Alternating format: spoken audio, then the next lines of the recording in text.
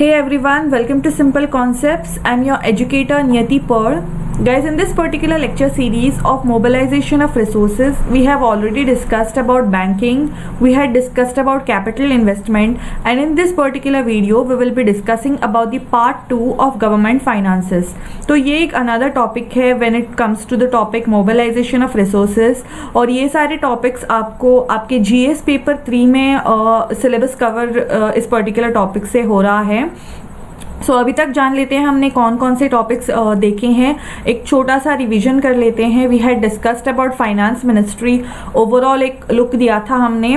Then we had discussed about expenditure, that is the plan expenditure and the non plan expenditure. Under the plan expenditure we had discussed about what the plan expenditure is, किस तरह से government का entire approach होता है या फिर plan expenditure में किस प्रकार से वर्क होता है, इस बारे में हमने डिस्कस किया था. We had discussed briefly about then the non-plan expenditure. We had also discussed about the Rangarajan committee, about the indirect taxes. That is, then we had I had आपको बहुत ही डिटेल में हमने value added tax, that is VAT के बारे में हमने discuss किया था. Then we had discussed about the goods and service tax. किस प्रकार हमने हिस्ट्री देखी थी entire goods and service tax की, और what were the provisions that were taken. अभी what was the proposed GST, इसके बारे में भी हमने डिस्कस किया था. सो इस पर्टिकुलर वीडियो में गाइज हम डिस्कस करेंगे about the tax reforms. Will be discussing about the minimum alternate tax, retrospective taxation, general anti avoidance rules जो होते हैं उनके बारे में डिस्कस करेंगे. Will be also discussing about the tax expenditure, tax foregone and tax subsidies along with the non-tax revenue and the budgetary subsidies. तो ये सारे टॉपिक्स हम आज के इस पर्टिकुलर वीडियो में डिस्कस करेंगे. But before we actually start up with the topic, एक बहुत ही बड़ी और इंपॉर्टेंट अनाउंसमेंट आपके लिए है guys, that is you want to ensure your selection in the UPSC CSE 2020, then Unacademy brings to you a golden opportunity wherein there are 3 mega batches that are going on which focus on your full complete preparation. and benefits आपके लिए ये रहेंगे इसके कि यहाँ पे prelims and mains की test series होंगी along with the analysis.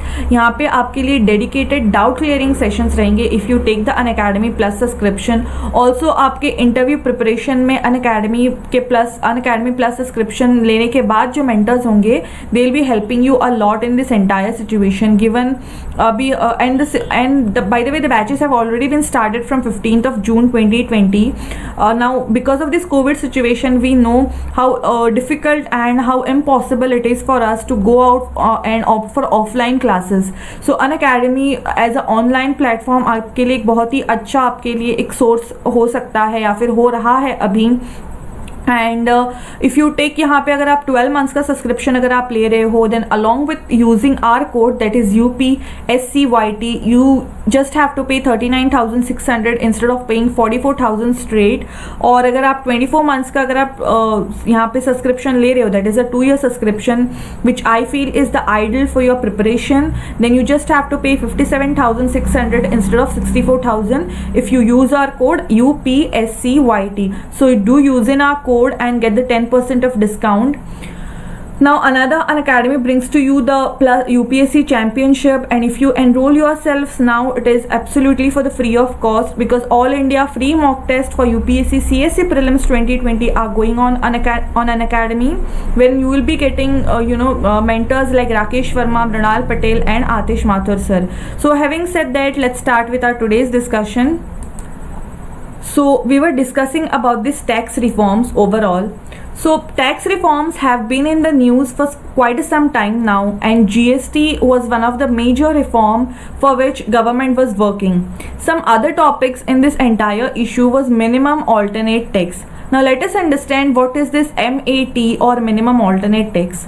So government had ordered to attract investment in various backward geographical locations or in exports or in certain crucial industry like food processing or in says that is special economic zones or EOU, to keep rolling out tax holiday schemes. So under these schemes, investment as per some condition attracts a certain tax exemption from certain period. Over time, businesses started exploiting these schemes to fullest by aggressive tax planning. Under these planning, companies often used some or other loophole to secure more tax exemption than was reasonably due under spirit of the schemes. Reliance Industries was particularly notorious for this about a decade back. Eventually, these companies declared significant profits and dividends year after year, but taxable profit as per the income tax rule remained nil. Here we have to note that the book profits and the taxable profits are different. Adjustment are made into the taxable profit or to arrive to to arrive to basically adjustments are made into the book profits to arrive to the taxable profits. So with the aggressive tax planning, book profits are rupees 100 crore, but after adjustment taxable profits come out to be nil. To remedy this, minimum alternate tax was introduced, under which the minimum floor rates were introduced, on which companies will, notwithstanding any exemption it enjoyed, was liable to taxes. This rate was kept high. By this move, situation moved to opposite extreme. Now, bona fide investors who invested only because of concessions were forced to pay taxes. This kept investment away from Indian special economic zones and other incentivized destinations. Now, let us understand about the retrospective taxation. So a few years back, the Hutchison Telecom Company based in Hong Kong, they basically sold its stake in Hutch SR to Vodafone PLC and reaped huge profit. But all this profit which occurred India escaped from income tax by exploiting loophole in the law. This was enormous loss to exchequers. Since this event, income tax department had become desperately trying to recover tax from Vodafone. For this government in the past government in 2012, budget gave itself power for retrospective amendment in Income Tax and Finance Act. Through this, government can make new laws or change current laws or cancel amendment, all with a force from backdate. Here we have to note that Article 20 prohibits retrospective legislation in case of criminal law only in criminal law, and it allows same for the civil laws. Now let us understand about the general anti-avoidance rule in brief. So basically this general anti-avoidance rule was introduced with and was started with respect to 1st of April 2014 to check the aggressive tax planning and flouting of income tax laws. It gives more power to income tax officials on how to treat a suspicious entry in the books of accounts. Onus to prove that entry is bona fide is on the assessee, but Budget 2014 didn't mention anything about the GAR. After Budget, MOS for Finance replied in the Parliament the GAR will be applicable from 1st of April 2015. Now all this mad retrospective taxation and GAR, they gave Indian government and the income tax department much bad name in the eyes of all types of investors and business community.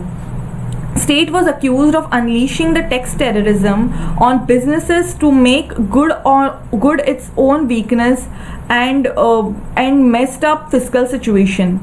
The government tried to revive investor sentiment by constituting an expert committee chaired by Parar Shastri Shom to re-examine the provision on the GAR and retrospective amendments. The committee recommended a significant curtailment of GAR and cautioned against retrospective amendments except in the rarest of the rarest cases. Now let us discuss about the Tax Administration Reform Commission, that is the TARC, TARC. So also under Mr. Prasan Sarathy Shom, this is different from above mentioned expert panel. So it is its terms of reference as name suggest include overall reforms in tax organization structure, processes, practices so as to reduce the cost of tax collection and increase the tax base. This involves capacity building of tax department in order to minimize tax evasions, etc. So the major recommendations which this committee gave was: First was merging the Central Board of Direct Taxes and Central Board of Excise and Customs. These are currently under the Departments of Revenue and oversees direct and indirect taxes respectively. Second one was to abolish post of Revenue Secretary instead of Council of Chairman of Board. So this was recommended that the Council of Chairman of Board should be appointed for the job. Third one was work of Department of Revenue be allocated to above 2 boards. It will result into better efficiency in the collection. Fourth one was at least 10% of tax administration budget should be spent on taxpayer services. Fifth one was income tax return should include wealth tax return, pre-filled returns could be considered. Sixth one was PAN number should be made common businesses identification number and to be used other government departments also such as customs, central excise, service tax, DGFT and EPFO. Next one was to avoid the retrospective amendments in tax laws results in protracted disputes. Eighth one was tax council headed by the chief economic advisor in the finance ministry by set up to develop a common tax policy, analysis and legislation for both direct and indirect taxes. Efficient and speedy payment of tax refunds and passbook schemes for TDS. Now tax being main source of the government finance is central for resource mobilization for country. But in India, tax to GDP ratio is quite low. Combined center said that is tax to GDP ratio is only 15%. In other developing countries, it is as high as 35%. So for center alone in India, it is 11 to 12%. And the main reason is narrow taxation base and huge tax expenditure or tax foregone by the government of India. Now let us understand the tax expenditure or so-called as tax foregone and the tax subsidies. So the statutory rates of tax as notified by the respective laws are divergent from the actual or effective rates of taxes, which is attributable to tax provisions that allow deduction or exemptions from taxpayers, taxable expenditure, income or investment, dereferral of tax liability, preferential tax rates, etc. These provisions allow people to pay lower tax by claiming deductions under various rules. Consequently, significant amount of tax is legally not received by the government. This point remains most potent weapon in the hands of left-leaning parties to attack the government. Now, the tax expenditure statement was laid before the Parliament for the first time in 2006-2007, and it seeks to list of revenue impact of tax incentives or tax subsidies that are part of the tax system of the central government. Introduction of MAT significantly reduced the tax foregone. While the magnitude of tax expenditure or revenue foregone from central tax is showing an upward trend for both the direct and indirect taxes, it is imperative to introduce sunset clause with every provision which facilitates tax expenditure. Revenue foregone forms significant part of GDP at 4 to 5%. Now let us understand about the non-tax revenue in detail. हम लोग ये भी discuss करेंगे regarding the budgetary deficits that are there. So speaking about the non-tax revenue, the non-tax revenues of the center mainly consist of interest and dividend receipts of the government, receipts from the services provided by the central government like supply of central police force, issue of passport and visa, registration of companies, patents and license fees, royalty from the offshore oil fields, coal mines and various receipts from the telecom and the other sectors. Further, there are sometimes handsome proceeds in form of non-debt capital receipts which arise from disinvestment. Disinvestment targets last year were failed at miserably, and for the past few years the government was quite optimistic about reaping benefits from the good stock valuation at the stock markets. Disinvestment was discussed in we'll be discussing about the disinvestment in a further जो हमारे videos आएंगे उनमें हम discuss करेंगे about the disinvestment in detail, of course. So speaking about this the budgetary deficit, So far we saw how the government finances, what was the government finances flowing from. The first one was government budget, which divided into revenue budget and capital budget. Further, the revenue budget divided into revenue receipt and revenue expenditure, and the capital budget divided into capital receipts and capital expenditure. The revenue receipts in the revenue budget divided further into tax revenue and the non-tax revenue, and the tax revenue divided into direct taxes and indirect taxes. तो ये मैंने आपको quickly एक recap सा दिया था. So high spending in social and physical infrastructure, which is often as per the plan expenditure, even higher non-plan commitments, low tax to GDP ratio and high tax foregone, all this boil down to deficit, that is spending more than earning. There are different forms of budget deficit vis-a-vis the primary deficit, revenue deficit and the fiscal deficit. So whenever we are told that government expenditure has exceeded its receipts, in short that we are incurring the budget deficit. Before arriving at any conclusion, we need to ask some further questions before arriving at any conclusion. So measures of budgetary deficit includes revenue deficit, fiscal deficit, that is the government borrowing, and primary deficit. So the question which we need to ask over here is that the questions may be like, was capital receipts or borrowing used to finance revenue expenditure? If so, this is undesirable, and correction in this should be prime focus of the government. So if the revenue expenditure is less than the revenue income, then revenue deficit takes place, that is RE minus RI equals RD. ये आपके लिए बस remember करने के लिए आपके लिए है. Okay, so in this entire situation the deficit, in this entire situation जो डेफिसिट होगा, right, the deficit will be financed by the capital रेसिप्ट्स. So capital receipts come from productive investment. Under the resource mobilization, we are attempting to tilt national income away from consumption towards saving and then eventually towards the productive investment. But here we have to note that what is exactly happening. Here investment resources are sold off to the fund consumption. Our second question will be that was capital or even revenue expenditure financed through the borrowings? If we have incurred fiscal deficit, it is arrived at as total expenditure minus total incomes minus the borrowing equals fiscal deficit. There may be a situation where revenue deficit was nil but fiscal deficit was positive. This indicates that borrowing were used for finance capital asset creation. Now, policymakers and observers are keen to see that the assets which are created on the back of the borrowings are productive enough to serve the interest rate. Here let us discuss three cases. Case 1 will be, don't get disturbed by small figures. Okay, so hypothetically, say when under MSP regime, wheat is procured from farmer by FCI at 15 rupees per kg and then through the state PDS, that is public distribution system. This is sold at discount price of rupees 1. So deficit of rupees 14 has already been incurred. Now at year end, the government has to pay farmer its due. It got just 1 rupee from the customer.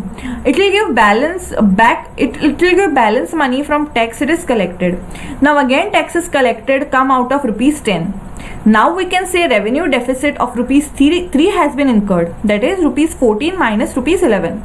Now the government sold some PSU and able to arrange rupees 2 from that. Now fiscal deficit will be rupees 1, which will be borrowed from the government. So fiscal deficit is equal to borrowing. Case 2 is, note that the earning from PSU was rupees 3, then there was no fiscal deficit.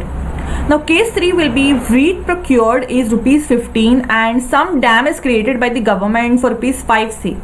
So wheat sold for PDS at the rate of 1, the tax collected is rupees 14.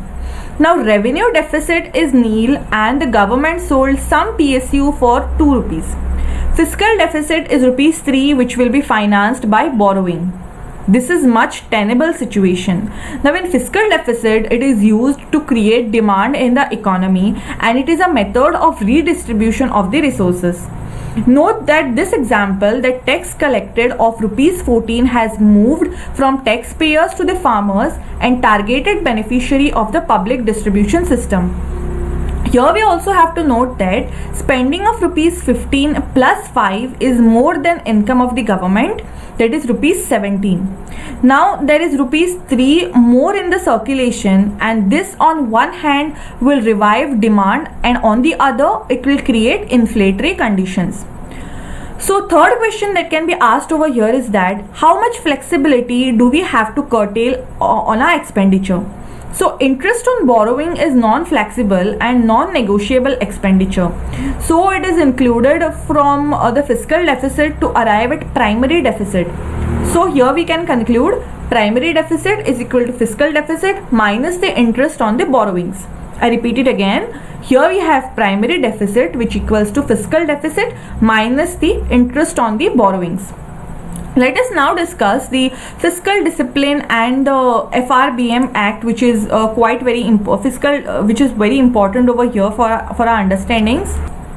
So we all know that government is a welfare state and strives to promote welfare. But as I have explained about, it has financial constraints as well. By intervention, government should attempt to build capacity of people to survive and grow themselves in market. But at the same time, government has to set minimum standards and provide safety nets to disadvantaged and vulnerable people of the society. For this to happen successfully in long term, government requires to observe strict fiscal discipline. There is always immense pressure on the government for spending its resources for competing interest. In turn, government is always vulnerable for given blindly to such demands. Due to political compulsions, of course, these things happen. So going too much beyond its resources may be beneficial in long term, but for long term it results in the piling up of debt and ever increasing interest payment, and as a result high inflation. So deficit results in intergenerational inequity. Deficit simply means today's government is living beyond its means, and to finance its expenditure it is borrowing money which is to be paid back in future. So this borrowing will be accumulated interest over time, and after some time principal along with the interest will be paid by the government by charging future taxpayers who are forced to pay for expenditure not being incurred over them. So deficit ruins monetary policy of RBI. Let us discuss that. So RBI makes monetary policy for monitoring supply of money in the economy. Main target behind this inflation, as we have seen in foregoing discussion, that fiscal and other deficit increases money supply in the market and inflationary trend is created. So speaking about the Fiscal Responsibility and the Budget Management Act, the main purpose of this particular act was to eliminate the revenue deficit of the country, building the revenue surplus thereafter, and bringing down the fiscal deficit as manageable 3% of the GDP by March 2008. However, due to 2007 international financial crisis, the deadline for the implementation of the targets in the act was initially postponed and subsequently suspended in 2009. In 2011, given the process was ongoing recovery, Economic Advisory Council publicly advised Government of India to reconsider the reinstating the provision of the FRBME. Further, the Act prohibits borrowing by the government from Reserve Bank of India, thereby making monetary policy independent of the fiscal policy. The Act bans the purchase of the primary issues of the central government securities by the RBI after 2006, preventing the monetization of the government deficit.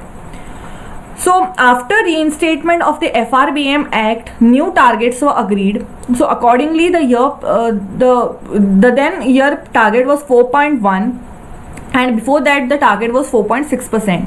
It should be noted over here is that government used undesirable means to contain the deficit last year. So government PSUs were forced to shell out huge dividends. Some expenses were deferred on the next years, and worst part that there was huge cut on the plan expenditure. This crumbled centrally sponsored schemes such as NREGA. Now speaking about the government borrowings, fiscal deficit is nothing but borrowings of the government that we all know. So government has three sources vis-a-vis the borrowing from RBI. So borrow from open market or borrow from abroad. In case of borrowing from abroad, it has to see that long-term borrowings are not financing the revenue consumption, and productive assets are created against them. This is also true for domestic borrowings. Government keeps issuing bonds and banks subscribers to these, as they are required to invest in these bonds to comply with the statutory lending ratio, that is 22% of the net time and demand deposits. There is a well-built primary and secondary debt market in which bond securities are subscribed to. So if the fiscal deficit is high, it will result into increase in inflation, and money demanded by the government from any of the resources will be high. Here, as the demand for money becomes high, bond yields will shoot up and bond prices will fall.